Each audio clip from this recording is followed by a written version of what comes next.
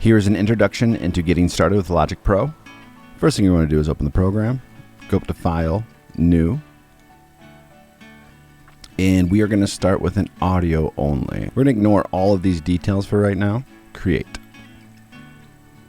We now have one audio channel in our project, and a couple of things that may come up right away or you may want to shut off. Here you have your metronome. You can turn that on and off by hitting K.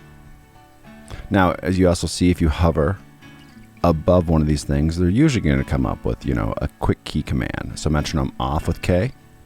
Now this is a count in, a click in before you start recording. I usually shut that off. Now, depending on what your DAW is, you may have anywhere from 2 to 16 inputs. So now we have to send information from our DAW into Logic. So the key command to see what's going on here is I. Now you can see right here, there's an input. So you're going to want to click on this. Now they just introduced a new function, the search function. Awesome. Don't need to use it for what I'm looking for. So I just need to go to input 4. This is the input that I'm plugging into my DAW. So my acoustic guitar microphone is plugged into channel 4. I have phantom power on. So we're ignoring some of those things right now. But if you're using a condenser mic, you might need to use phantom power. And that would be on your DAW though, not inside Logic. We selected input 4. And then we're going to highlight the R, and we're going to turn on record, and we're going to tap our acoustic guitar microphone.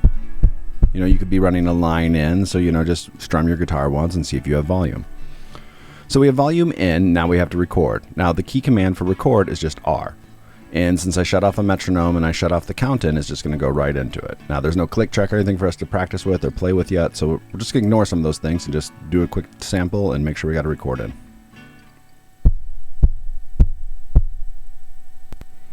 All right, let's listen back to that, making sure that we have a signal.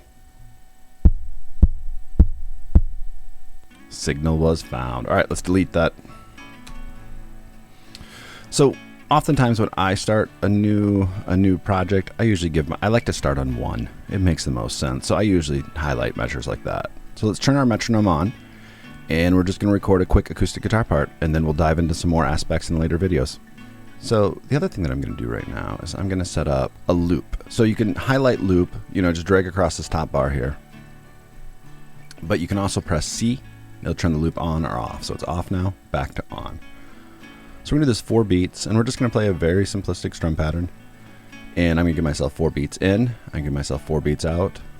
So we got 1 measure, a click in, play our part, and then 1 measure, a click out. And just so I can get a nice loop going of this. All right, we'll listen to this a minute. All right, now we're going to record our guitar part to that. All right, so testing if I can hear it in the headphones good. Now hear it with the click. Now that click's a little quiet for me, so what I'm going to do is hit X, and it's going to show me if I hit all. So I hit, again, key command X. When this pops up, this is my mixer window. I'm going to go to all so I can see this metronome. You see the click is called click. I call it metronome sometimes. All right, let's turn that up. Perfect. Perfect for now, right? I'm doing a rough idea of what's going on. We can close this I window. Now we can just see our track. And we're going to hit it 4 beats, and then we're going to come in strumming.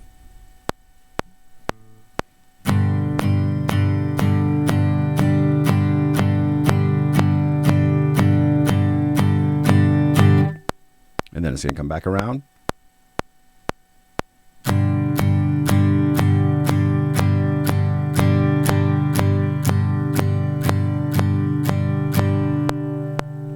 Now we got our first one here, and we'll just do a couple more things. Say I wanted to add on to that, and first we should probably double click this.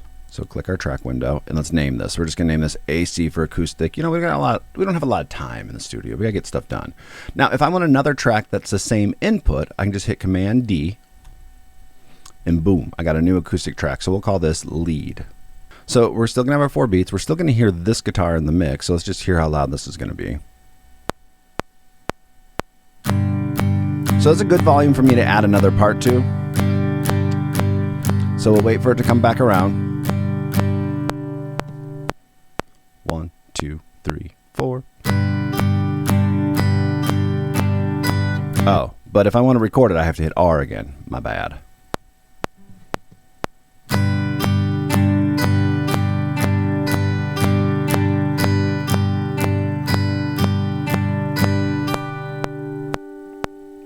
All right, now we can listen to both of those.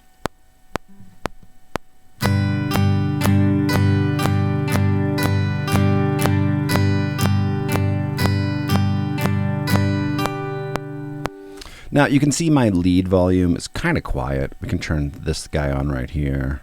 Waveform zoom. I usually have that on all the time. It's handy. See the waves a little bit better. You can also zoom in. Not that that was played perfectly by me, but it gives you a good idea of what's going on. So from there, we can now listen to both those tracks. Ideally, I'd probably reposition the microphone for this lead if I did it again, just because it's a little bit quieter than I would like. This volume waveform looks pretty good though.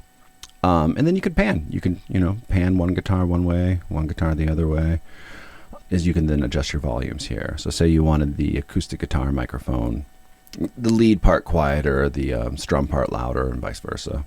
Let's take a listen.